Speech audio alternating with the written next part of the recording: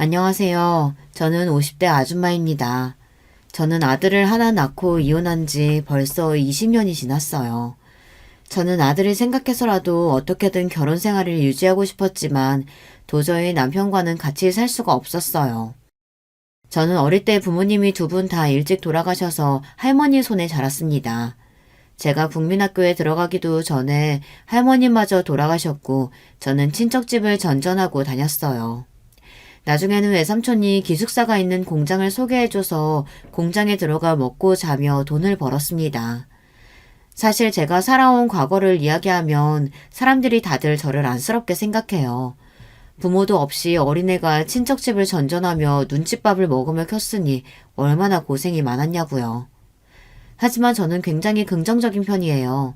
아주 어릴 때는 사실 시골에서 할머니 손에만 자랐기 때문에 꼭 엄마 아빠가 있어야 하는 건지도 몰랐어요. 더군다나 할머니께서 저를 금이야 오기야 귀하게 키워주셨기에 크게 고생하지 않고 자랐습니다. 할머니께서 돌아가시고 나서 친척집 여기저기 돌아다닐 때는 물론 눈칫밥도 먹고 마음 상하는 일도 자주 있었지만 그럴 때마다 마음 쓰지 않고 훌훌 털어버렸어요. 사실 제가 친자식도 아닌데 외삼촌이랑 이모들이 제가 고등학교 졸업할 때까지 키워줬으면 그분들도 할 만큼 하신 거죠. 남의 집에서 살면서 그 정도 눈칫밥도 안 먹고 살면 제가 염치가 없는 거라고 생각하는 편이 차라리 마음이 편했습니다. 저는 우여곡절이 있었던 인생에 비해 친구도 많고 재미있게 학창시절을 보냈어요. 공부는 하지 않았지만 그래도 사고 한 번 안 치고 잘 컸습니다. 공장에 가서도 일도 잘하고 언니들에게 귀여움 받으며 잘 지냈어요. 남편이 저를 처음 만났을 때 철부지 부잣집 아가씨인 줄 알았다는 걸 보면 제가 살아온 세월에 비해 많이 철부지 같아 보이기는 했었나 봐요. 저는 20대 때 남편을 만나 화끈하게 연애하고 결혼했습니다. 그런데 결혼은 연애와 좀 다르더군요. 화끈했던 연애는 결혼하자마자 시들하게 식어버렸어요. 이런 이야기하기 좀 부끄럽지만 남편과는 나이트에서 만났습니다. 반짝이는 조명 아래서 같이 춤도 추고 어두운 스테이지 아래에서 술도 먹다 보니 어느새 취해서 둘이 불이 붙어버렸죠. 남편과의 연애는 롤러코스터 같았습니다. 하루는 너무 죽이 잘 맞아서 신나게 놀았는데 바로 다음 날은 서로 뭐가 그렇게 뒤틀리는지 죽일 듯 싸웠습니다. 그때는 철이 없어서 그게 사랑인 줄 알았어요. 제가 남편을 많이 좋아하긴 했지만 결혼 생각은 전혀 없었습니다. 사실 제가 부모도 없고 가진 것도 없다 보니 남자라도 좀 제대로 된 남자를 만나고 싶었어요. 그런데 남편은 직업도 도무지 뭘 하는지 모르겠고 매일 술이나 먹고 허름하게 돌아다니는데 영 별 볼 일 없어 보였거든요. 거기다가 허세는 또 있어서 비싼 옷만 입고 비싼 음식만 먹고 다니면서 돈을 펑펑 썼어요. 남편이 가장 마음에 들지 않았던 건 주변에 여자가 너무 많았다는 겁니다. 그런 점 때문에 매일 싸우다 보니 이 남자랑은 대충 연애나 좀 하다가 헤어질 생각이었어요. 그런데 하늘도 무심하시지 새파란 처녀가 덜컥 임신을 하게 된 거예요. 지금은 어떨지 모르겠지만 제가 20대 때만 해도 결혼 안 한 처녀가 임신했다고 하면 세상이 발칵 뒤집히는 줄 알았어요. 안 그래도 부모님도 일찍 돌아가셔서 고아로 자란 데다가 공장에서 일하는 공순이었는데 애까지 임신했다고 하면 남자 쪽 부모님께서 뭐라고 생각하실지 뻔했죠. 저는 당시 남자친구였던 남편에게 펑펑 울면서 임신했다고 말했어요. 남편과 오래 만날 생각이 아니었는데 일이 이렇게 되어버렸으니 저도 너무 속상해서요. 남편도 놀라긴 마찬가지였습니다. 남편은 곤란하다는 듯 머리를 헝클었어요. 에이, 난 이제 아버지한테 죽었네. 할 수 없지. 그냥 결혼하자. 영화에나 나오는 감동적인 고백을 바란 건 아니지만 세상에 이런 프로포즈가 또 있을까요? 애가 생겼으니 할 수 없이 결혼하자네요. 저는 애만 아니었으면 절대 그 자리에서 결혼을 승낙하고 싶지 않았어요. 하지만 어쩌겠어요. 상황이 이렇게 되어버렸으니 제가 한 일에 책임을 져야 했죠. 저와 남편은 곧장 시아버지께 인사를 드리러 갔습니다. 알고 보니 남편도 어머니가 일찍 돌아가셔서 시아버지께서 일찍부터 혼자 쉬었다고 하더라고요. 남편이 중학교에 입학했을 때 어머니께서 돌아가셔서 시아버지께서 교복 셔츠까지 빨아다 다려줬다고 하더군요. 그런데 놀라운 사실이 한 가지 더 있었습니다.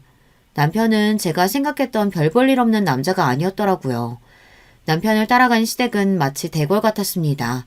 남편이 서울 토박이라는 건 알고 있었지만 서울 중심부에 떡하니 대궐 같은 전원주택에 살고 있을 줄은 몰랐어요. 거기다가 집에 일하는 아줌마가 두 분이나 있었어요. 청소나 빨래 같은 집안일을 해주시는 분 따로, 식사 준비만 해주시는 분 따로 있었습니다. 저는 태어나 처음 들어와 보는 2층 저택에 놀라 여기저기 구경하느라 눈을 떼질 못했습니다. 와, 집이 왜 이렇게 좋아? 당신 부잣집 아들이었어? 내가 말 안 했나? 우리 집 사업 꽤 크게 한다고. 그러니까 우리 아버지한테 잘 보여. 겉보기엔 좀 무서워 보여도 잘만 보이면 자다가 또 떡이 생긴다니까. 시아버지는 시할아버지께 물려받은 작은 공장을 키워 현재 꽤 큰 규모의 의류회사를 운영 중이시더군요. 동남아 쪽에도 공장이 있을 정도로 사업을 크게 하신대요. 저는 너무 속물 같아 보일 수 있지만 사실 너무 좋았어요.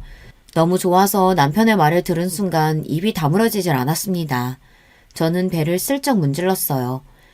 바로 몇 분 전까지 제 인생을 통째로 뒤흔들어 혼란스럽게 했던 뱃속 아이가 복덩이일 줄은 꿈에도 몰랐으니까요. 캄캄했던 제 인생에도 이제 좀 봄날이 찾아오나 싶었습니다. 하지만 기쁨도 잠시 걱정이 되긴 했습니다. 이런 대단한 집안에서 저 같은 아이를 좋아하실까 싶어서요. 더군다나 거실에 혼자 앉아 계시는 시아버지와 눈이 딱 마주쳤는데 순간 저는 너무 무서웠습니다. 역시 사업을 하시는 분이라 그런지 눈빛도 매섭고 카리스마가 느껴지더라고요. 매섭게 저를 노려보시던 시아버지는 제가 긴장한 얼굴로 쭈뼛거리니 순간 표정이 변하시더군요. 그러더니 저에게 얼른 자리에 앉으라고 하셨습니다. 아이고, 몸도 성치 않을 텐데 뭘 그렇게 멀뚱히 서 있어. 얼른 자리에 앉아라. 남편 말대로 겉보기엔 차갑고 무서워 보였지만 무뚝뚝한 얼굴로 저를 챙겨주시려는 모습이 다정하게 느껴졌습니다. 저는 아버지가 없어서 그런지 시아버지를 처음 봤을 때부터 이상하게 좋았어요. 시아버지가 무서워서 바짝 얼어서도 왠지 잘 보이고 싶었습니다.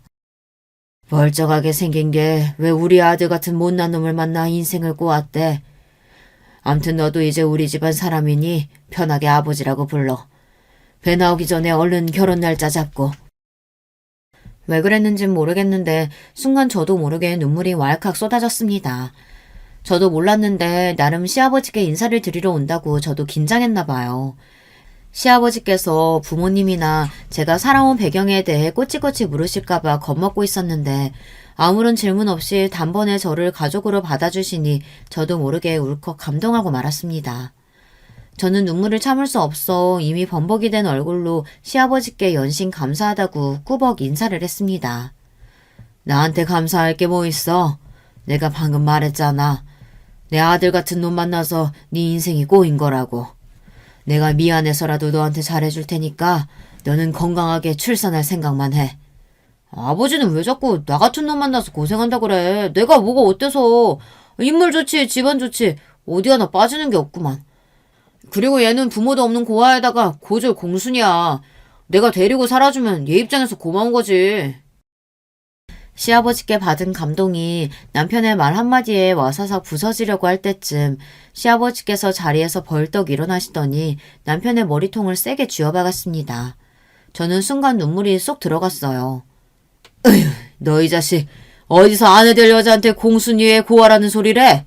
그리고 네 처될 사람이 몇 살인데 고아야? 부모도 없이 이 정도 잘 자랐으면 잘 큰 거지. 에이그, 너는 이런 놈이 뭐가 좋다고. 암튼 난 몰라. 네가 선택했으니 내 아들 버리지 말고 잘 살아야 한다. 그렇게 저는 눈물로 범벅이 된 채로 고개를 끄덕이며 결혼 허락을 받았습니다. 사실 임신 사실을 처음 알았을 때 저는 너무 무서웠어요. 철딱선이 없는 남편과 자식을 키우며 앞으로 어떻게 살아야 하나 막막했거든요. 그런데 시아버지를 보자마자 믿음이 확 생겼습니다. 시아버지 곁에 있으면서 살다 보면 큰 걱정 없이 살아갈 수 있겠다. 든든했어요. 그런데 시아버지는 돈복은 있어도 아무래도 자식복은 없는 것 같아요. 남편뿐이 아니라 다른 자식들도 영 부실했거든요. 어려서부터 하나부터 열까지 시아버지가 다 알아서 해줘서 그런지 남편이나 시동생, 시누이까지 다들 혼자 알아서 하는 게 없고 철딱서니가 따로 없었어요. 결혼하고 보니 남편이 연애할 때 왜 그렇게 동네 백수처럼 아무것도 안 하고 나이트나 다니고 술이나 먹으러 다닐 수 있었는지 금방 알겠더라고요. 남편과 시동생 시누이는 대학 때까지 아르바이트도 한번 해본 적 없이 등록금은 물론이고 생활비를 다 받아서 썼대요. 거기다가 대학 졸업하고 나서는 셋 다 시아버지가 운영하는 회사에 다들 한 자리씩 차지하고 앉아서 월급을 받아먹고 있었어요. 일이나 성실하게 잘하면 몰라요. 남편만 봐도 매일 회사에 잘 나가지도 않고 친구들이나 만나고 술이나 먹고 다니기 바빴습니다. 회사가 규모가 있다 보니 시아버지가 일일이 자식들 하는 일까지 확인하지는 못하시는 것 같았어요. 아무래도 대표 자식들이다 보니 함께 일하는 직원들도 남편이나 시동생, 시누이 눈치를 보느라 위에 보고하지도 않은 것 같았죠. 제가 결혼해서 시댁에 들어갈 때 시동생과 시누이는 아직 결혼하지 않아 둘 다 처녀 총각이었어요. 당시에 둘 다 20대였는데 하는 일 없이 매달 꼬박꼬박 월급이 들어오니 아주 편하게 살고 있었습니다. 정말 아무것도 안 하고 매일 놀러 다니기 바빴어요. 그래서 그런지 시동생과 시누이도 남편과 별반 다르지 않았어요. 철도 없고 생각도 없었습니다. 하루는 이런 일이 있었어요. 저는 결혼 전까지 한 번도 집에서 쉬어본 적이 없어서 임신하고 나서 입덧을 하느라 집에 몇 개월 누워 있었다고 너무 좀이 쑤셨죠. 슬슬 입덧이 끝나고 배가 나오기 시작하자 몸이 무거운데도 저는 알아서 할 일을 찾아서 했습니다. 집에 일을 도와주시는 이모님이 오시더라도 집이 워낙 넓다 보니 은근 챙겨야 할 일이 많았거든요. 그런데 시누이와 시동생이 제가 알아서 집안일을 하는 게 어느새 익숙해졌는지 언젠가부터는 아예 저를 대놓고 부려먹으려고 하더라고요. 그날도 시누이가 외출하려고 준비를 하더니만 제 방에 들어오면서 노크도 안 하고 벌컥 문을 열고 들어왔어요. 언니, 내가 세탁 맡기라고 한 블라우스 안 찾아왔어요? 아, 나 그거 오늘 입고 나가야 하는데 안 찾아오면 어떡해요? 같은 집에 사는 식구니 제가 외출하거나 장을 보러 갈 때 한 번씩 시누이 세탁물을 세탁소에 맡겨주고는 했습니다.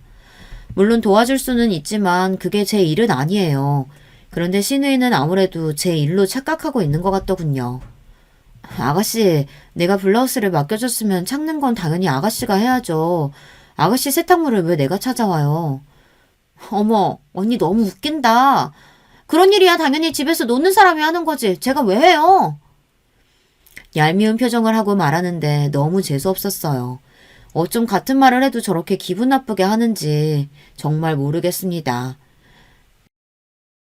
아가씨도 아무것도 안 하고 집에서 놀잖아요. 아가씨 일은 아가씨가 알아서 해요. 언니가 몇 개월 우리 집에서 편하게 살더니만 이제는 아예 주제 파악이 안 되나 보네? 나는 엄연히 직업이 있고 월급 받는 사람이지만 언니는 집에서 놀면서 우리 아버지한테 생활비 받아서 쓰잖아요.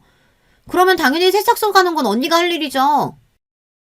시누이의 말에 저는 기가 막혀 순간 말문이 막혔습니다. 내가 언니라고 불러주니까 자기가 무슨 진짜 언니라도 되는 줄 아나.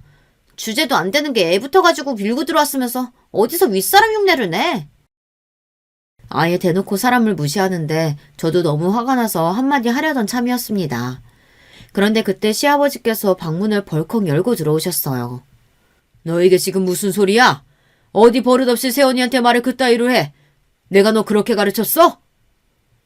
시아버지는 남편에게 하듯이 시누이에게도 언성을 높여 화를 냈습니다. 그러자 시누이도 눈을 부라리며 시아버지에게 대들었어요. 아빠, 왜 내 이야기는 안 들어보고 화부터 내?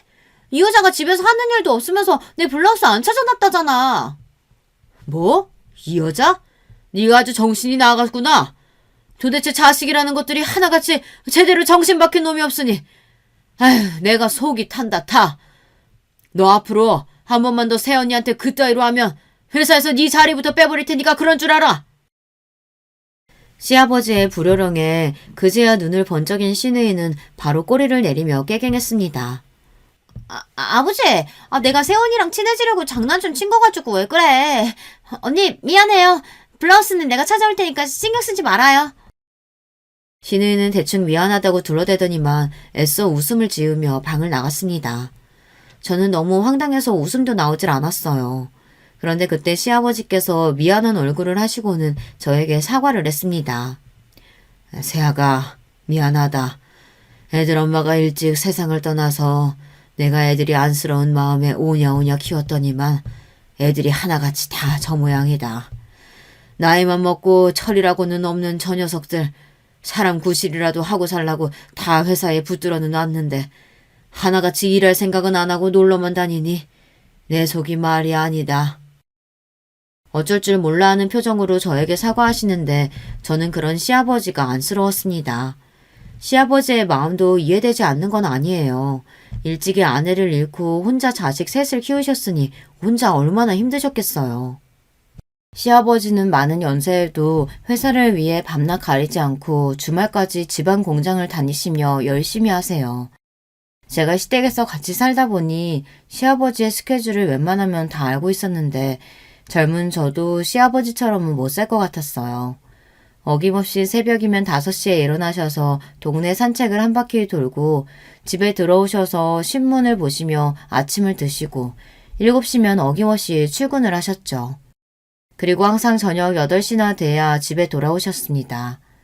아버지는 자식들이 당신만큼은 아니더라도 비슷하게라도 해주기를 바라셨지만 자식 중 누구 하나 시아버지를 따르는 자식이 없었어요. 다들 한 집에 살면서도 시아버지를 피해 다니기 바빴습니다. 저는 그런 시아버지가 마음에 걸려 항상 저녁 8시에 저녁을 준비했어요. 집에 식사 준비를 거들어 주시는 이모님이 계셨지만 하루에 한 끼 정도는 제가 챙겨드리고 싶어서요. 시아버지는 배울 점이 많을 뿐이라 저도 시아버지와의 저녁 시간을 기대하고 있었습니다. 당시에 저는 하루 종일 혼자 집에서 애만 보느라 지쳐있을 때라 저에게는 시아버지와의 대화가 유일하게 위로가 되고는 했거든요. 특히나 제가 말하지 않아도 제 속을 꿰뚫어보고 계신 것 같았어요. 늦은 시간 집에 오셔서도 식사를 하는 내내 저에게 하루 있었던 일을 묻고 불편한 일은 없는지 안부를 묻고는 하셨죠. 집에서 애랑 둘만 지내기 적적할 텐데 일하고 싶으면 공장으로 출근해. 공장 직원한테 이야기해서 자리 하나 내어주라고 할 테니까. 시아버지는 연세도 많으신 분이 젊은 사람들의 마음을 잘 아시는 것 같았어요. 제가 혼자 집에서 아들을 키우느라 육아 우울증처럼 힘든 시기를 겪고 있을 때였는데 시아버지께서 때마침 저에게 일해볼 생각이 없느냐 제안을 해주셨습니다. 저는 그 순간 남편과 시동생 시누이가 왜 그렇게 철도 없고 제멋대로인지 조금은 이해할 수 있을 것 같았어요. 시아버지가 자식들을 오냐오냐 키웠다는 게 아니라 시아버지처럼 자식들을 위해 헌신적인 분이 옆에 있다 보면 저 같은 사람도 평생 기대고 싶을 것만 같았거든요. 시아버지는 툭툭 별스럽지 않게 이야기하셨지만 저는 순간 괜히 울컥했습니다. 회사 일로 신경 쓸 일도 많으신 분이 이제 결혼한 지 얼마 되지도 않은 며느리한테까지 신경을 써주시는 게 감사했어요. 저는 대학도 안 나오고 간단한 컴퓨터도 다룰 줄 모르는데 제가 아버님 공장에 나가서 무슨 일을 하겠어요. 말씀만이라도 감사해요. 우리 회사에 대학 안 나오고 컴퓨터 못하는 직원들 많아. 무슨 그런 소리래. 회사 일이 싫으면 다른 거라도 얘기해봐라. 세학이 너 요리도 잘하고 반찬도 잘하던데 내가 식당이라도 하나 차려줄까? 말만 해라. 내가 다 도와줄 테니까. 시아버지께서 진심이 가득 담긴 눈빛으로 뭐든지 도와주겠다고 하시는데 저도 모르게 얼굴에 웃음꽃이 피었습니다. 저야 학교 다니기 훨씬 전부터 스스로 식사 준비를 하기 시작했으니 자연스레 몸에 밴 일이라 제가 요리를 잘한다고는 생각해 본 적이 없었어요. 그런데 시아버지께서 저에게 음식을 잘한다고 해주시니 저는 말로 표현할 수 없을 정도로 너무 기분이 좋더라고요. 결혼해서 자식 낳고 사는 남편도 제가 차려준 밥 먹고 맛있네 없네 이야기해 준 적도 없는데 평소 무뚝뚝한 시아버지께서 그렇게 이야기를 해주시니 더 기분이 좋았습니다.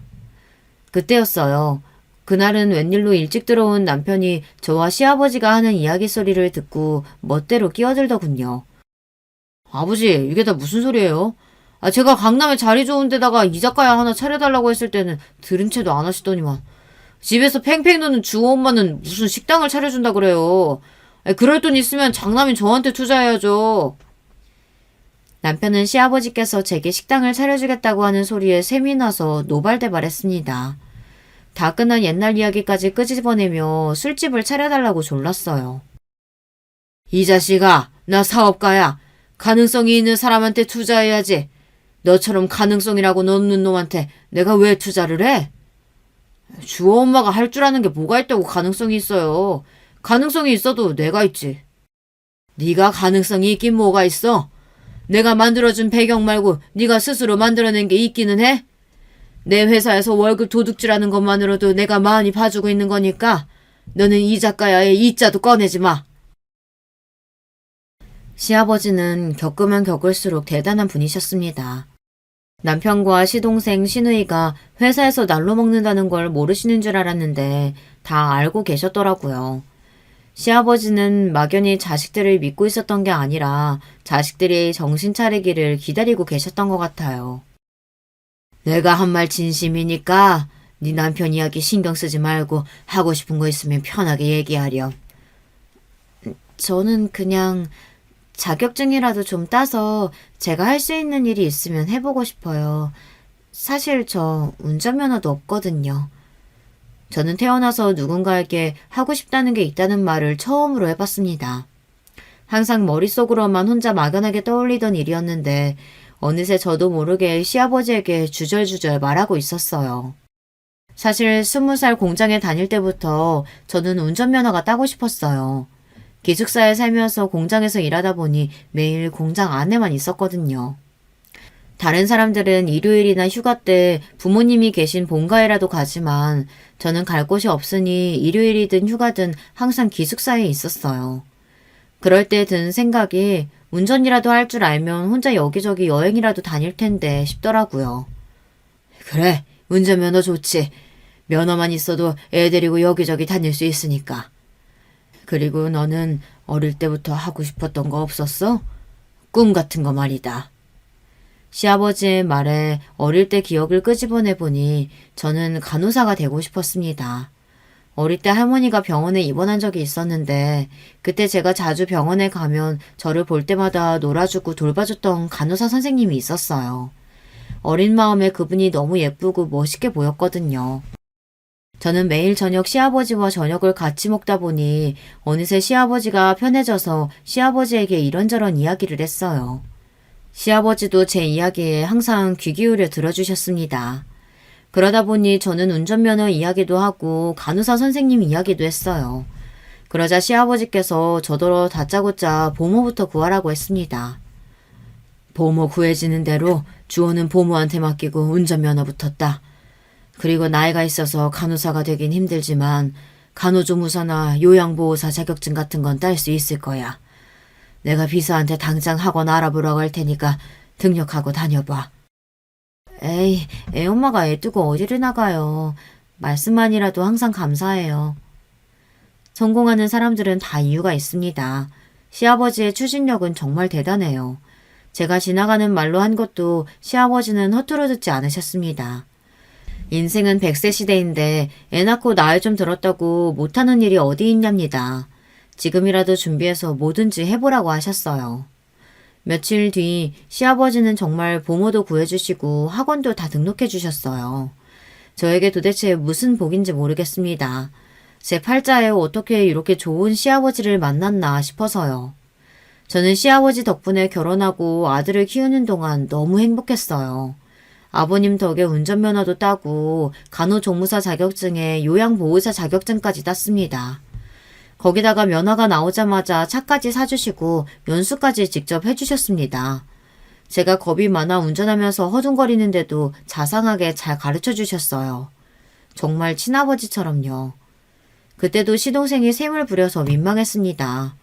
시아버지가 저에게 사주신 차가 평소 시동생이 갖고 싶다고 노래를 불렀던 차더라고요. 시동생은 저에게 연신 자기 차랑 바꾸자고 했었는데 시아버지께서 안 된다고 했습니다.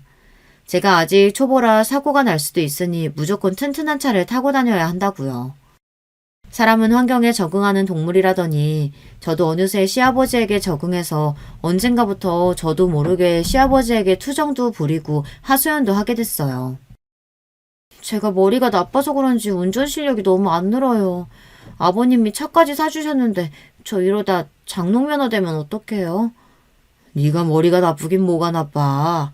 간호조무사에 요양보호사 자격증까지 다 한 번에 붙었는데 애 낳고 공부하기가 어디 쉬운 일이니?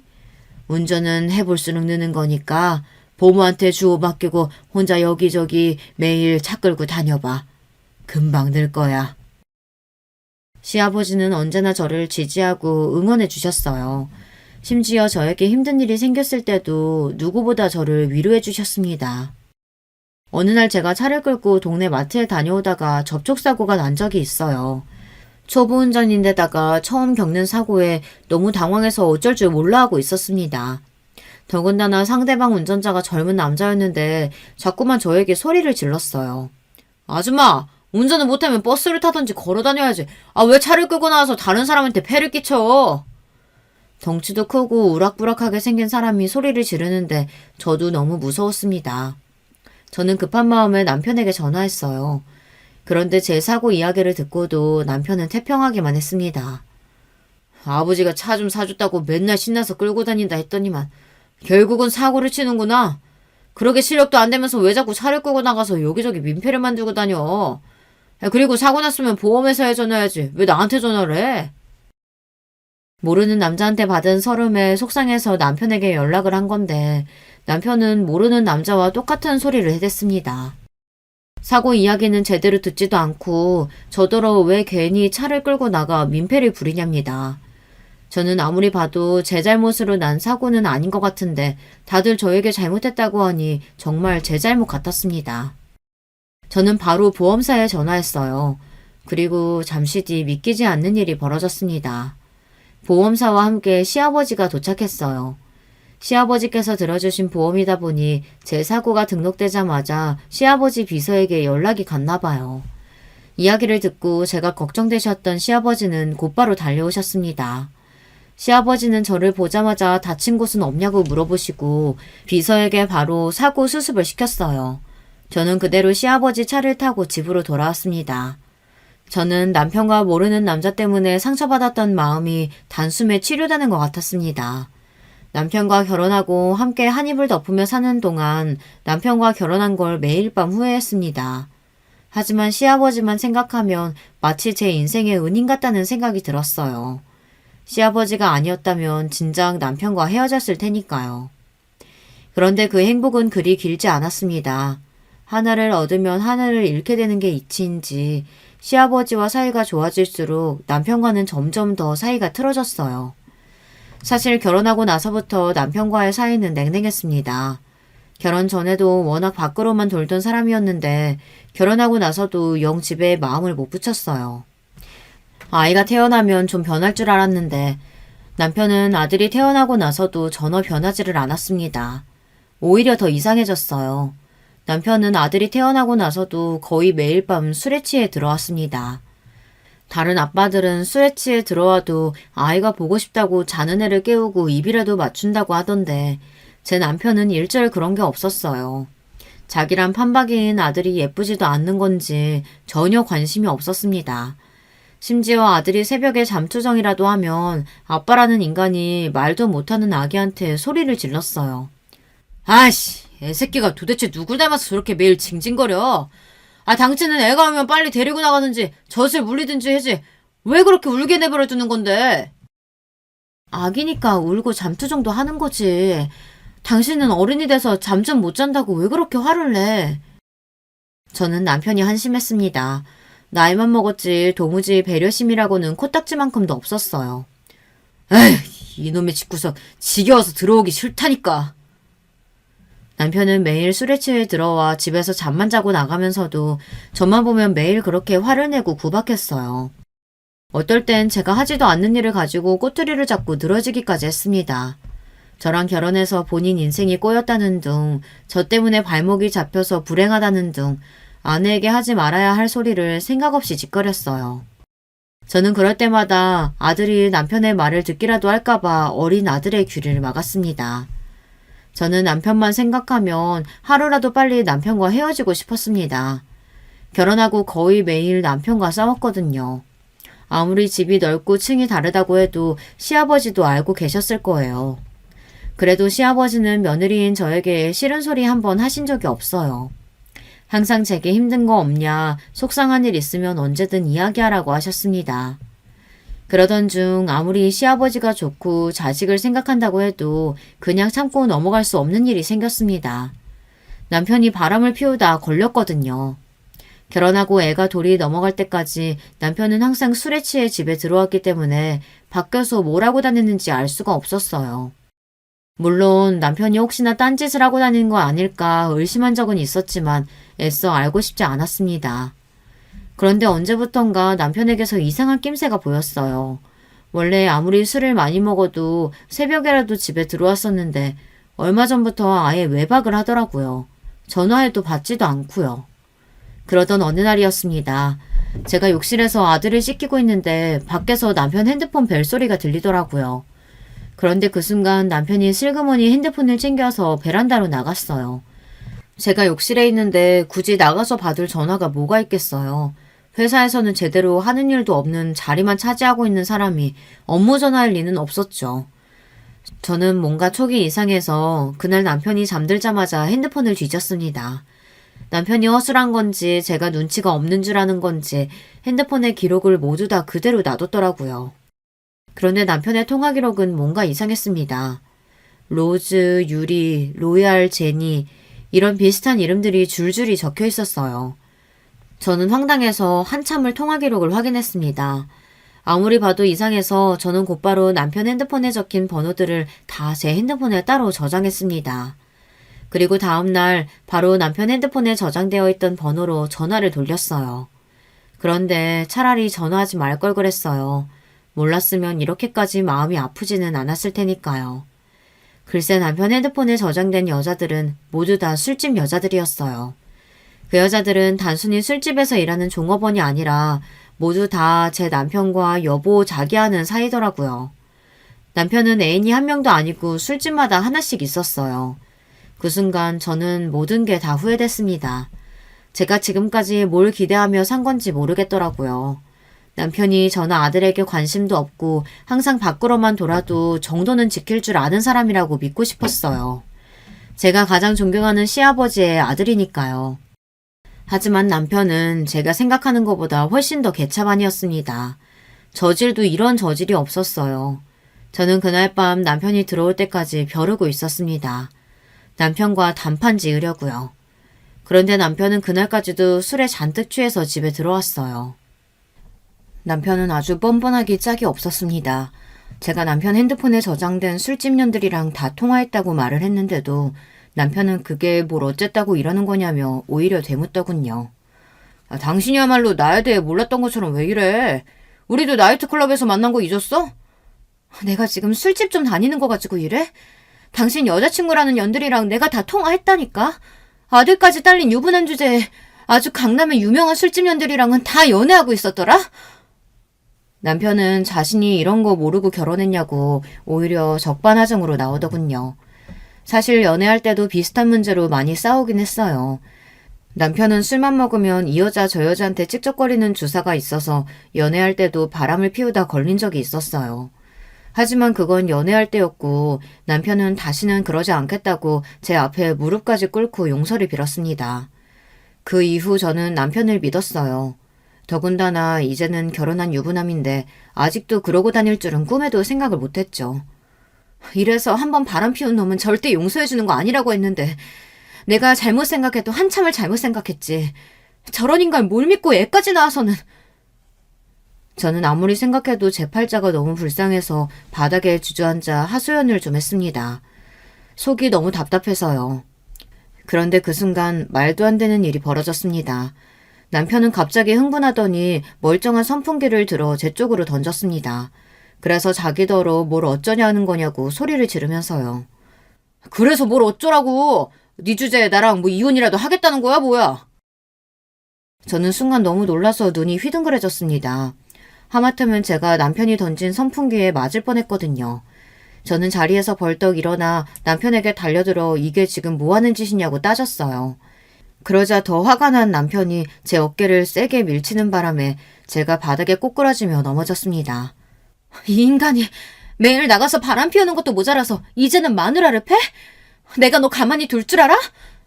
이게 아직도 정신을 못 차렸네. 너 진짜 나한테 좀 맞아볼래? 남편은 그대로 저에게 달려들더니 제 몸 여기저기를 주먹으로 갈겼습니다. 저는 남편의 힘에 밀려 바닥에 넘어졌어요. 너 이 자식, 지금 뭐 하는 거냐? 남편에게 쉴 새 없이 맞는 동안 저는 이대로 죽을지도 모르겠다 싶었습니다. 술에 취한 남자가 달려드는데 제 힘으로는 도무지 막아낼 수가 없더라고요. 그 순간 시아버지가 들어오지 않았다면 저는 정말 맞아 죽었을지도 몰라요. 그 광경을 목격한 시아버지는 남편에게 달려들어 남편을 끌어내고 마구잡이로 남편을 두들겨 팼습니다. 그런데도 남편은 자기 잘못을 모르고 오히려 큰 소리를 쳤어요. 아버지는 도대체 누구 편이야? 옆에 내가 남편한테 겁도 없이 고래고래 소리를 지르는데 그걸 보고만 있어? 때려서라도 버릇을 고쳐야지. 남편은 자기 잘못도 모른 채 술에 잔뜩 취해서 눈이 아예 돌아 있었어요. 이런 개자식을 봤나? 내가 너 진작 망나니인 줄은 알았는데 이 정도인 줄은 몰랐다, 이 자식아. 내가 너 가만히 둘 줄 알아? 지금 당장 감방에 보낼 거야. 그날 밤 시아버지는 정말로 당신 아들을 경찰에 신고했습니다. 잠시 후 도착한 경찰들에게 시아버지는 아들이 며느리를 때렸다고 증언을 하고 당장 잡아가라고 했습니다. 그날 밤 남편은 경찰들에게 끌려가 유치장에서 하루를 보냈어요. 남편을 유치장에 보내고 들어온 시아버지는 조심스레 방에 들어와 저를 부르셨습니다. 그러고는 거실로 내려온 제 앞에 무릎을 꿇고 앉으셨어요. 미안하다, 애미야. 내가 도무지 널 볼 낯이 없다. 시아버지의 행동에 저는 놀라 어쩔 줄을 몰랐습니다. 얼른 일어나시라고 시아버지를 일으켜 세웠어요. 그런데도 시아버지는 바닥에 주저앉은 채 일어날 생각을 안 하셨어요. 아버님 왜 이러세요? 아버님이 이러시면 저 마음 약해져서 안 돼요. 저 그 인간이랑은 더는 못 살아요.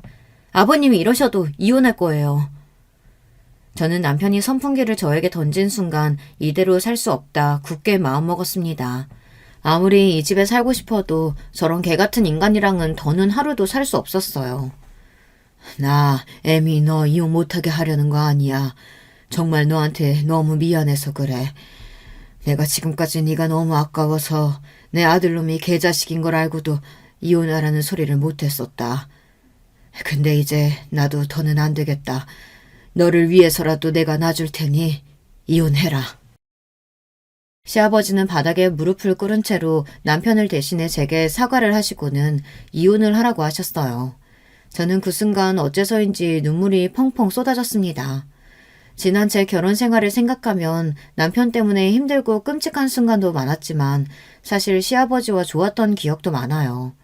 저를 낳아주신 진짜 아버지는 기억도 나질 않아서 잘은 모르지만 시아버지와 있다 보면 진짜 내 아버지 같다 느낄 때가 많았거든요. 하지만 시아버지와 제가 아무리 사이가 좋아도 며느리와 시아버지로 만난 사이다 보니 제가 남편과 이혼하게 되며 모든 관계가 정리됐습니다. 이혼마저 시아버지 덕분에 깔끔하게 끝났어요. 시아버지는 저에게 위자료와 양육권 모두를 주기로 하셨습니다.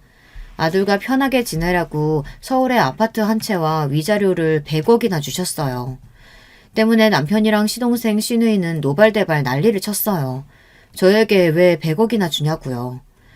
저는 그렇게 30이 간 넘은 나이에 아들을 데리고 이혼했습니다. 사실 제가 워낙 배운 것도 없고 경력도 없다 보니 이혼하고 어떻게 살아야 하나 막막했었는데 그래도 시아버지께서 위자료를 주신 100억 덕분에 아이 키우는 데는 불편한 것 없이 편하게 살았어요. 더군다나 혼자 애를 키우며 살다 보니 시아버지 덕분에 딴 운전면허와 자격증들도 아주 잘 썼습니다. 거기다가 시아버지에게 정말 감사한 게 매달 양육비를 제외하고도 제 아들 통장으로 100만 원씩이나 따로 송금을 해주셨습니다. 처음 아들 통장으로 100만 원이 들어왔을 때 저는 놀라서 시아버지에게 바로 전화했어요. 오랜만에 통화해 시아버지에게 묻고 싶은 것도 많고 건강은 좀 어떠신지 안부도 묻고 싶었지만 더는 그럴 사이가 아니라는 생각이 드니 괜히 무뚝뚝하게 왜 주호 통장으로 돈을 보냈냐고 물었습니다.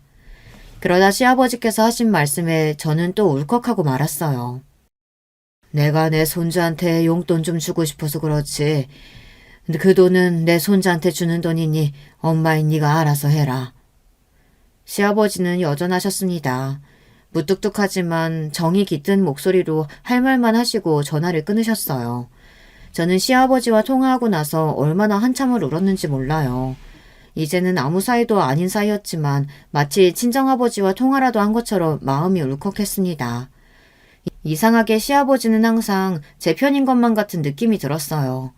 저는 이혼하고 아들과 단 둘이 되었지만 그래도 마음 한구석에는 시아버지에 대한 좋은 기억을 가지고 살며 힘든 일이 있을 때마다 그 추억을 꺼내보며 제 결혼 생활이 아주 최악은 아니었다라며 스스로를 위로했습니다.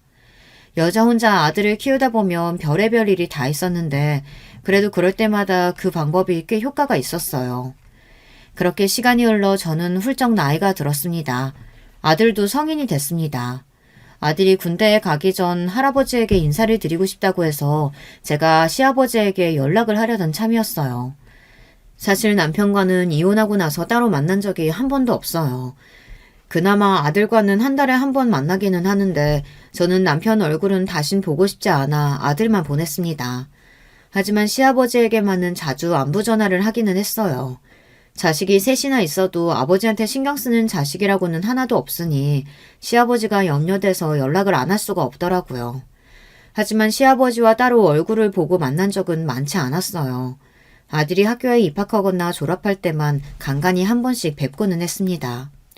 그런데 아들이 군대에 가기 전 시아버지를 뵙고 온 뒤 이상한 문자가 저에게 왔습니다.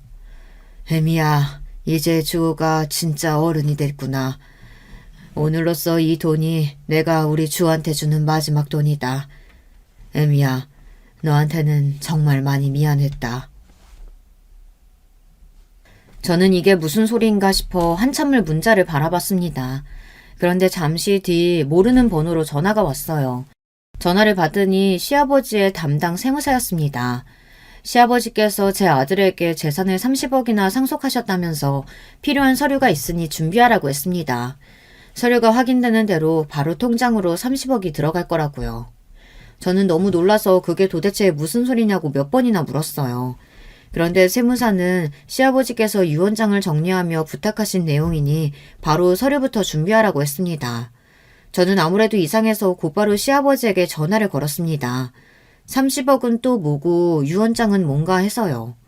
그런데 더 불안하게 시아버지께서 계속 전화를 받지 않았어요. 저는 아무래도 안 되겠다 싶어 곧장 시아버지 댁으로 달려갔습니다. 오랜만에 도착한 시댁은 어쩐지 달라져 있었어요.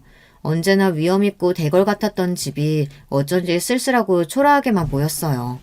마치 사람이라고는 아무도 살지 않는 것처럼 보였습니다. 저는 순간 이상한 느낌이 들어 초인종을 급하게 눌렀습니다. 그런데 안에서는 아무런 기척도 느껴지질 않았어요. 저는 불안감에 대문을 마구 두드리려는데 그 순간 문이 삐그덕 소리를 내더니 열렸습니다. 문이 열려 있었나 봐요. 저는 생각할 틈도 없이 곧장 대문을 열고 들어가 넓은 정원을 가로질러 현관 비밀번호를 눌렀습니다. 시아버지 집 현관 비밀번호는 언제나 돌아가신 시어머니의 생신이었습니다. 달칵 현관문이 열리자마자 저는 집 안으로 들어갔어요. 그런데 그 순간 저는 충격적인 현장을 마주하고 말았습니다. 바로 시아버지께서 천장에 줄을 매달고 바로 밑 작은 의자에 앉아 계셨어요. 저는 놀라서 시아버지에게 달려갔습니다. 아버님, 지금 뭐 하시는 거예요? 아버님이 죽기는 왜 죽어요?